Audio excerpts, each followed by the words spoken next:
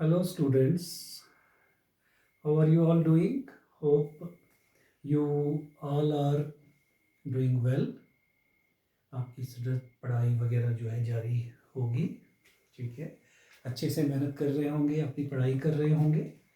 तो पढ़ाई करते रहिए, मेहनत करते रहिए। मेहनत करेंगे आप तभी जाके आपको मंजिल मिलेगी, तभी जाके आपको सक्सेस मिलेगी।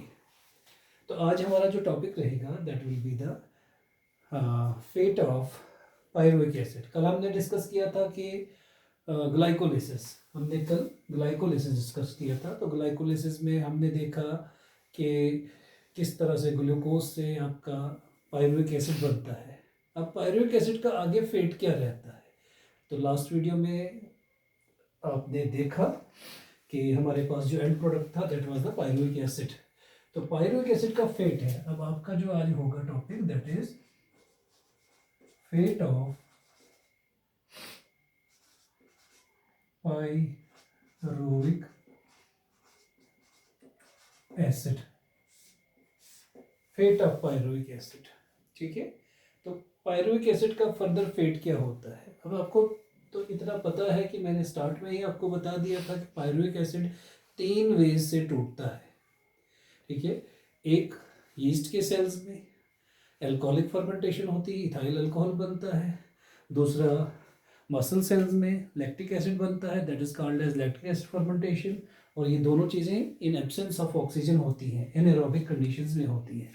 और तीसरा ये माइटोकॉन्ड्रिया के अंदर टूटता है, जहाँ पे इसकी कंप्लीट ऑक्सीडेशन होती है ऑक्सीजन की प्रेजेंस में, ठीक है।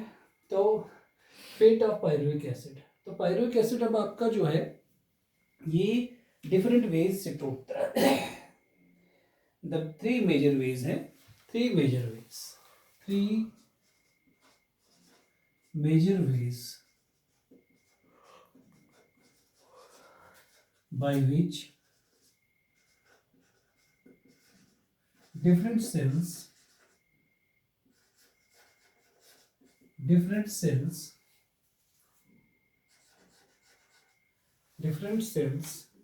handle pyruvic acid। different cells handle करते हैं पायरुविक एसिड को। हैंडल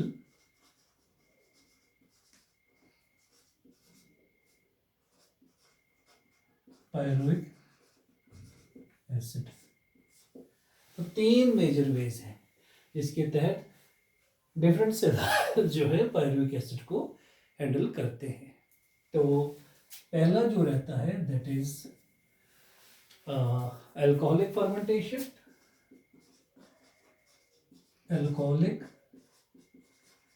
फर्मेंटेशन, ठीक है, अल्कोहलिक फर्मेंटेशन होती है। सेकंड जो रहता है that is lactic acid fermentation. Lactic acid fermentation. और तीसरा जो रहता है that is aerobic respiration. Aerobic respiration. तो ये आपका पायरुविक एसिड जो है 3 वेज से टूटता है। एक तो इसकी अल्कोहलिक फर्मेंटेशन, एक वे है अल्कोहलिक फर्मेंटेशन, और ये होती है एनारोबिक कंडीशन में। एनारोबिक होती है, ये ऑक्सीजन की एब्सेंस में होती है। दिस इज आल्सो एनारोबिक, ये भी ऑक्सीजन की एब्सेंस में ही होती है। And this is the aerobic, ये जो आपकी है एरोबिक रेस्पिरेशन, ये तो एरोबिक है। तो नाम भी बता रहा है ऑक्सीजन की प्रेजेंस में ही होती है, ठीक है। ठीक, चलते हैं आगे। सबसे पहले हम उठाते हैं अल्कोहलिक फर्मेंटेशन। तो फर्स्ट हमारा जो है दैट इज अल्कोहलिक फर्मेंटेशन। तो alcoholic fermentation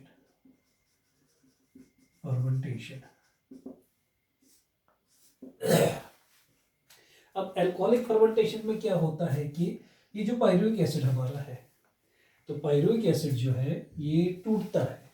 pyruvic acid 2 steps में टूटता है। तो कैलकुलेटेड ये जो आपकी रिएक्शन है, तो यहाँ पे क्या होगा, the pyruvic acid under anaerobic conditions, the pyruvic acid under anaerobic conditions. अब किस में, लेकिन यीस्ट के सेल्स में, इन यीस्ट सेल्स। तो आप इसमें ऐसे कर सकते हैं, यीस्ट सेल्स में pyruvic acid under anaerobic conditions convert होता है, कन्वर्ट इनटू इथेनॉल या इथाइल अल्कोहल एंड CO2। ठीक है, इथाइल अल्कोहल और CO2 बनता है आपका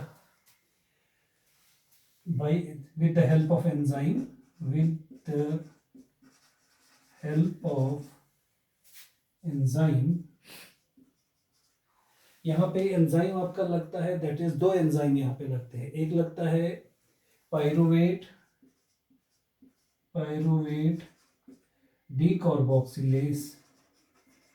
डीकार्बोक्सिलेज एंड दूसरा लगता है अल्कोहल डिहाइड्रोजिनेस, अल्कोहल डिहाइड्रोजिनेस,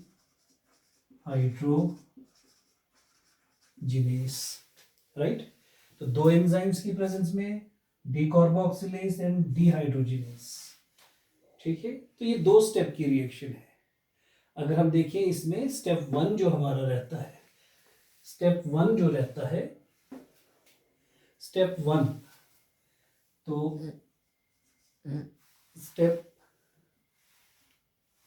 1 तो जो रहता है,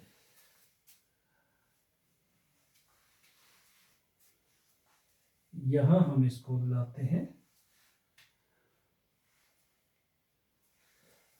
स्टेप 1 हमारा जो रहता है, दैट इज स्टेप 1 में क्या होता है कि हमारा पायरुविक एसिड जो है, that is CH3CCOOH, this is pyruvic acid. तो ये ब्रेक होता है इनटू, ये बनेगा आपका एसिटल्डिहाइड CH3CHO प्लस CO2 बाहर आता है। तो यह एंजाइम लगता है आपका पायरुवेट डीकार्बोक्सिलेज,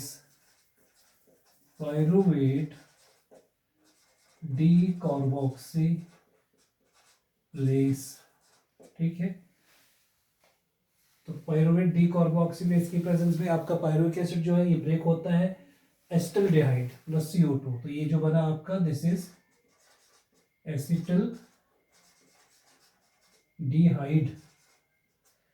एसिटल्डिहाइड और साथ कार्बन डाइऑक्साइड निकलता है। ठीक है, फिर ये एसिटल्डिहाइड जो है सेकंड स्टेप में, स्टेप 2 में क्या होता है, यही acetaldehyde CH3CHO plus NADH plus H positive.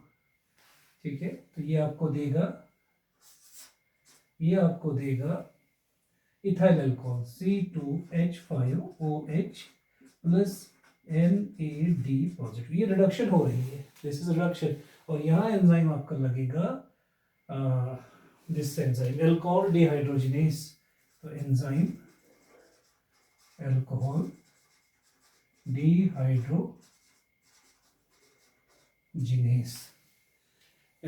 Dehydrogenase, तो आपका दिस इज इथाइल अल्कोहल। इसको इथेनॉल भी कहते हैं, ethanol, this is ethyl alcohol भी कहो इसको, इथेनॉल भी हम कहते हैं। आई विल थोड़ा सा इसमें इथेनॉल। ठीक है, सो दिस इज द आपका first step is that is the alcoholic fermentation. तो एल्कोहलिक फर्मेंटेशन में सबसे पहले क्या होगा, स्टेप 1 में आपका पायरुविक एसिड जो है पायरुवेट डीकार्बोक्सिलेज की प्रेजेंस में एसिटल्डिहाइड में कन्वर्ट होगा, साथ में CO2। तो डीकार्बोक्सिलेशन मींस इसमें से कार्बन डाइऑक्साइड रिमूव होता है, तो CO2 निकला, रिलीज हुआ। ठीक है, that is called as decarboxylation. उसके बाद स्टेप 2 में यही आपका जो एसिटल्डिहाइड है, दिस इज एसिटल्डिहाइड, तो इसकी रिडक्शन होगी NADH प्लस H पॉजिटिव की प्रेजेंस में, तो आपको मिलेगा ethyl alcohol plus Na positive. Enzyme यहाँ यूज होता है अल्कोहल डिहाइड्रोजिनेस। तो डिहाइड्रोजनेशन होगी, यहाँ हाइड्रोजन रिमूव हो रहा है सिस्टम से, रिएक्शन से, ठीक है। तो this is dehydrogenation. Okay, this is the step आपका this alcoholic fermentation. Second one is the lactic acid fermentation. अब जो दूसरा जो इसमें आता है that is lactic acid fermentation. तो अब हम इसको रब करते हैं और दूसरा स्टेप हम करते हैं lactic acid fermentation. Lactic acid fermentation, lactic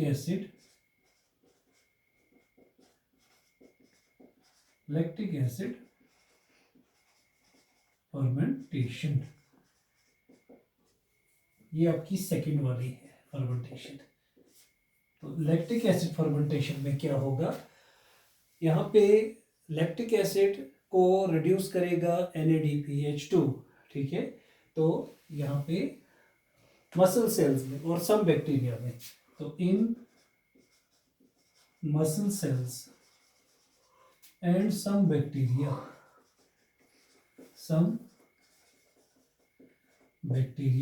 तो ये मसल सेल्स में होता है और कुछ बैक्टीरिया में होता है। कब होता है? Under anaerobic conditions, under anaerobic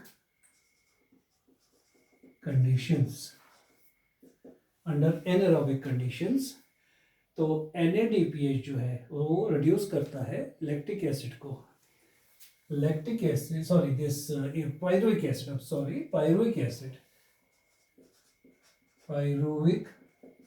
acid is reduced by NADH2, NADH भी लिख सकते हैं प्लस H पॉजिटिव या NADH2 टू फॉर्म, और बनता है आपका टू फॉर्म, क्या बनेगा? लैक्टिक एसिड बनेगा। तो पायरुविक एसिड रिड्यूस होता है, कौन रिड्यूस करता है इसको? NADH2, और लैक्टिक एसिड बनता है, ठीक है। विद एंजाइम यहाँ पे यूज होता है, विद एंजाइम यहाँ पे लैक्टिक एसिड या लैक्टेट डिहाइड्रोजिनेस। तो यहाँ पे एंजाइम लैक्टेट या लैक्टेट डिहाइड्रोजिनेस,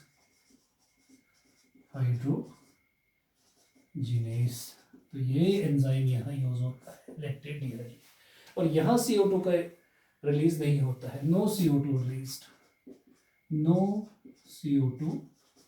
रिलीज्ड, और कोई CO2 यहाँ आपका रिलीज नहीं होगा, ठीक है। तो ये आपकी लैक्टिक एसिड फर्मेंटेशन हो गई, ठीक है। और ये दोनों ही आपकी एनारोबिक कंडीशंस हैं, these are anaerobic respiration in absence of oxygen ये होती है, this takes place in absence of oxygen. तो यीस्ट के सेल में अल्कोहलिक फर्मेंटेशन होती है, तो अल्कोहल्स आपके इसी तरीके से बनते हैं। और लैक्टिक एसिड जो है ये this is lactic acid fermentation, तो ये मसल सेल्स में होती है और कुछ बैक्टीरियाज में। और ये जो लैक्टिक एसिड जब मसल सेल्स में जमा हो जाता है, एक्यूमुलेट हो जाता है, that causes the muscle cramps.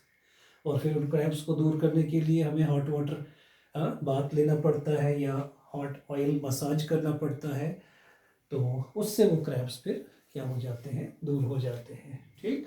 Actual में वो ब्लड वेसल्स कॉन्ट्रैक्ट करती हैं, तो उन तक ऑक्सीजन की सप्लाई मसल तक पहुंचती नहीं है, जिससे क्रैम्प्स फील होते हैं।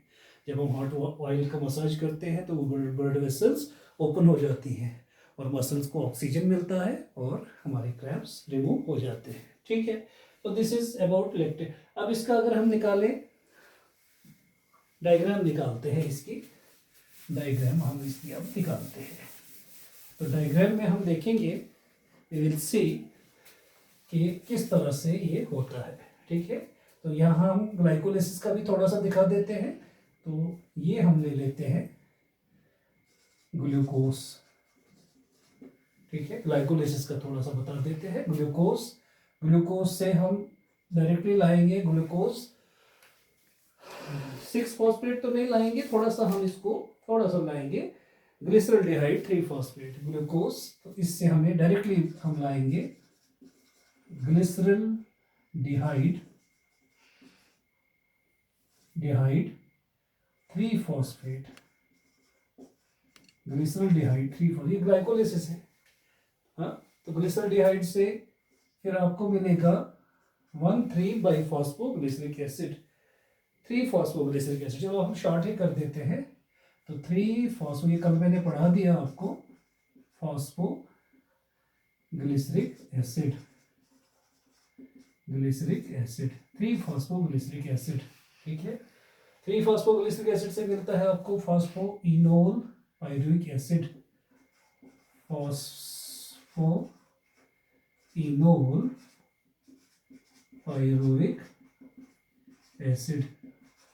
ठीक है, फॉस्फोइनोल पायरुविक एसिड से आपको मिलता है पायरुविक एसिड,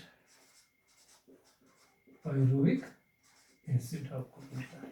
ठीक, फॉस्फोइनोल पायरुविक एसिड से पायरुविक एसिड आपको मिलता है। ठीक है, अब ये पायरुविक एसिड जो है अगर आप देखें तो मसल सेल्स में, तो ये मसल सेल्स में या यीस्ट की, पहले यीस्ट में ले लेते हैं, तो यीस्ट के सेल्स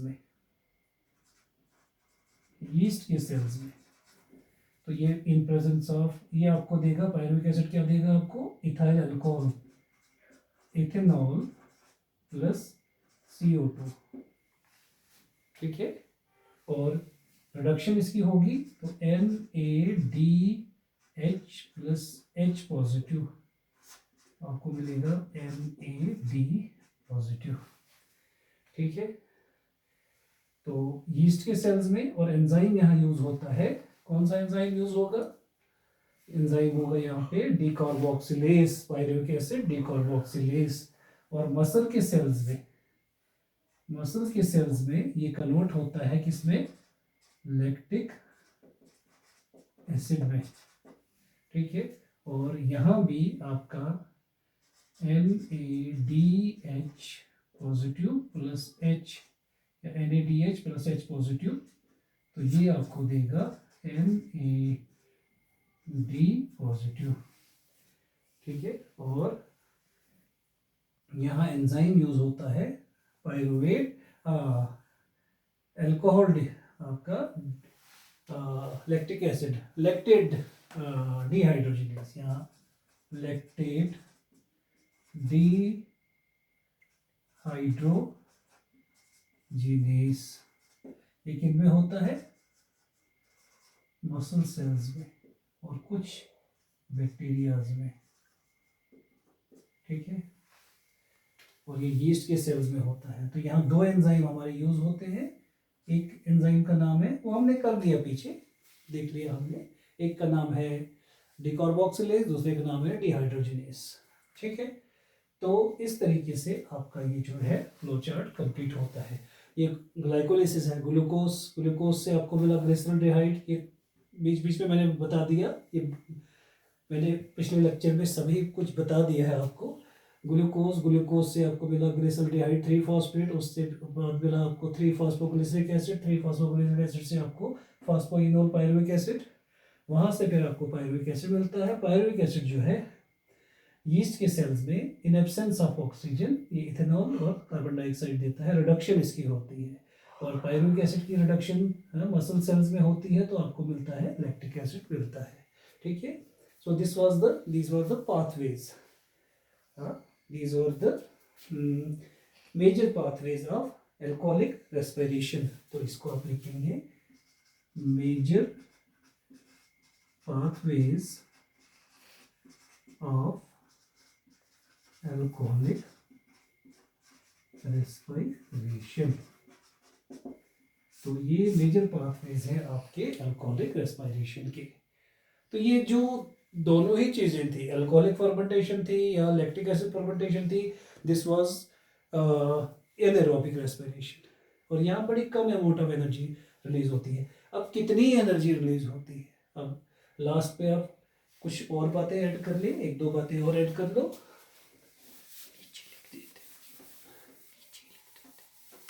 एक दो बातें और ऐड कर लो इस पे आप। तो इस फर्मेंटेशन में आपको एक सबसे पहली बात याद रखनी है कि इसमें एनर्जी ज़्यादा रिलीज होती नहीं है। इसमें जो एनर्जी रिलीज होती है दैट इज लेस देन 7% जो एटीपी में एनर्जी होती है उतनी ही रिलीज करता है ग्लूकोज। तो यहाँ the energy released is from the glucose, the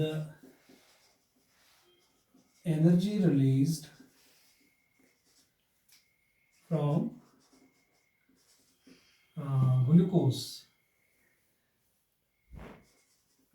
glucose is less than 7%, यानी कि ग्लूकोज अपनी 7% से कम ही एनर्जी को रिलीज करता है। ठीक है। दूसरा ये हैजार्डस होता है, अल्कोहलिक फर्मेंटेशन, अल्कोहल का एक्यूमुलेशन और लैक्टिक एसिड फर्मेंटेशन जो होती है ये हैजार्डस होती है। Fermentation is hazards in nature. Second जो रहता है इसका फर्मेंटेशन जो है हैजार्डस होती है, हैजार्डस इन नेचर, तो नेचर में ये बड़ी हैजार्डस रहती है। ठीक है। और तीसरा जो रहता है यीस्ट की सेल्फ पॉइजनिंग होती है। यीस्ट जो है poison itself to death, yeast जो है पॉइजन इटसेल्फ टू डेथ, जब कंसंट्रेशन इसकी कितनी लगभग 13% के करीब हो जाती है। If the concentration of alcohol reaches about 13%. If the concentration of alcohol reaches कितनी 13%। ठीक है। सो ये आपका this was about the anaerobic respiration, that is the fermentation. Okay, so this is all for today. Thank you.